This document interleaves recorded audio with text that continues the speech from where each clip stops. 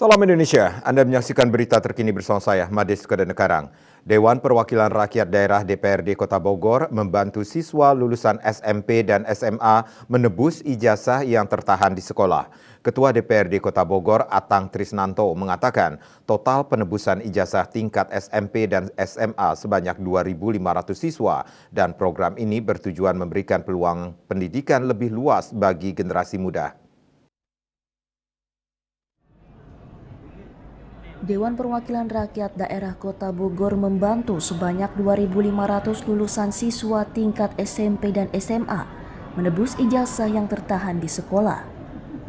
Ketua DPRD Kota Bogor, Atang Trisnanto, pada Kamis 11 Januari mengatakan, program ini bagian dari hasil dialog antara masyarakat dan DPRD Kota Bogor yang mengeluhkan banyaknya ijazah yang tertahan karena orang tua siswa tidak memiliki biaya untuk menebus.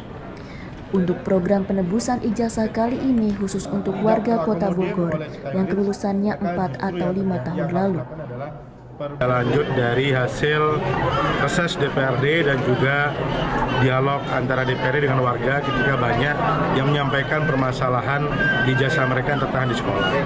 Maka dengan melalui kebijakan anggaran, kita diskusi rapat bersama dengan Badan Anggaran dan TAPD, kita alokasikan untuk pelunasan biaya pendidikan ini. Menurut Atang, bantuan penebusan ijazah ini merupakan kolaborasi DPRD Kota Bogor dengan Dinas Pendidikan Kota Bogor. Hal ini juga sebagai langkah konkret dalam mendukung pendidikan dan memberikan peluang lebih luas bagi generasi muda untuk meraih impian mereka.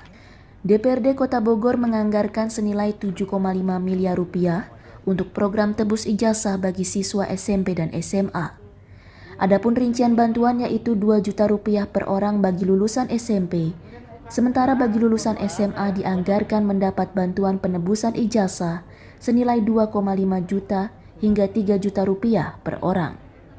Dari Kota Bogor, Jawa Barat, Fazar Ilham, Kantor Berita Antara, mewartakan. Berita terkini bersama Minyak Kabun Ganapati Wisada Bali Keluarga Sehat. Update terus informasi Anda dengan subscribe dan like YouTube channel Bali TV @News Bali TV. Tetaplah bersama Bali TV. Salam Indonesia.